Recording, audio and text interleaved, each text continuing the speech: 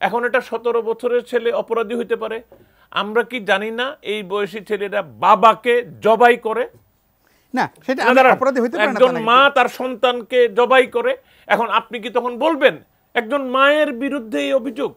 কিন্তু আমরা তো এগুলি হজম করে আসছি তো মিডিয়াতে। একদম শেষ, আসলে সময় অলরেডি অনেক আগে শেষ হয়ে গেছে। ছোট্ট একটা কথা, এই যে এই আন্দোলনের মধ্যে দিয়ে একটা মানে হয়তো কোটা থেকে শুরু, তারপর অনেকগুলো ইস্যু হয়তো আমি জানি না, মানে অনেক মানুষ নেমেছে রাস্তায়, তারা হয়তো আওয়ামী বিরোধী, কিন্তু মাঝখান দিয়ে যে তরুণ প্রজন্ম যারা ক্যাম্পাসের, বিভিন্ন ক্যাম্পাসের, সেই তরুণ প্রজন্মটা কি মানে কোনো কারণে কি ধরেন মানে যারা হয়তো এনটি আওয়ামী লীগ ছিল না কিন্তু এই আন্দোলনের কারণে এনটি আওয়ামী লীগ হয়ে যায়, এরকম কোনো ঝুঁকি থাকলে সেইটা মিনিমাইজ করার কোনো ভাবনা চিন্তা সরকারের কোনো পর্যায়ে, যে আমি তাদেরকে জোর করে আমি প্রতিপক্ষ বানাচ্ছি না, বানাবো না?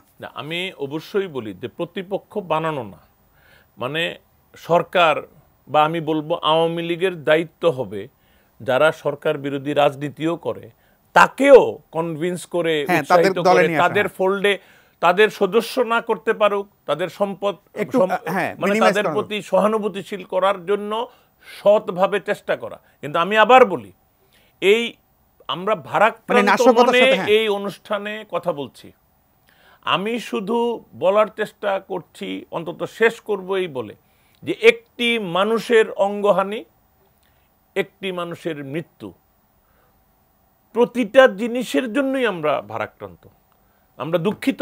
একটি মানুষের প্রাণহানি কেন হইল, এটা অ্যাভয়েডেবল ছিল কিনা, এটা আমাদেরকে চর্চা করতে হবে। কিন্তু আবার আমাদেরকে এইটাও মাথায় রাখতে হবে যে আমরা কি কারোর সততায়, দক্ষতায় এবং তথ্য উপাত্তের সহযোগিতায় আমরা কি আরো অনেক বড় ব্লাড শেড থেকে রক্ষা করতে পেরেছি কিনা মানুষকে, আল্লাহর ইচ্ছায়। এখন একটা মানে আপনার পারসেপশন ক্রিয়েট করতে হবে, একটা বিচার হবে, স্বচ্ছ সত্যিকারের বিচার হবে। এইটা যতটা মানুষের প্রাণ গেছে এটা নিশ্চিত করতে পারলে হয়তো কিছুটা ড্যামেজ রিপেয়ার করা সম্ভব। কারণ ওই জায়গাতে একটা আস্থার ঘাটতি, যেমন এই যে আমি যেমনটি বলছিলাম আবু সাইদের এফআইআর, সেটা একটা বড় ধাক্কা এনেছে, তেমন ঘটনা যেন না ঘটে। আমি শুধু সংক্ষেপে বলবো, আস্থার ঘাটতি হয়েছে, এটা প্রধানত হয়েছে যারা অলরেডি সরকারের বিপক্ষ, আওয়ামী লীগের বিপক্ষ শক্তি।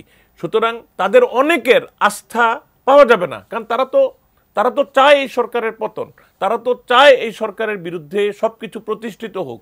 কিন্তু আপনি যাদের কথা বলছেন, যারা নাকি ইন বিটুইন অনেক মানুষ আছে, তাদের ওইখানে যদি আস্থার সংকট হয়ে থাকে, এটা আওয়ামী লীগের আবশ্যিক দায়িত্ব একভাবে রাজনৈতিক ভূমিকা রাখা, আর সরকারের আরেকটা দায়িত্ব ওই যে বললেন বিচার, যেন সুষ্ঠু তদন্ত হয়, ন্যায় বিচার হয়। প্রধানমন্ত্রী এই ব্যাপারে প্রতিশ্রুতি দিয়েছেন, আমরা মনে করি তার উপর ওই 7 তারিখ পর্যন্ত আন্দোলনকারীরা আস্থা রাখতে পারে নাই।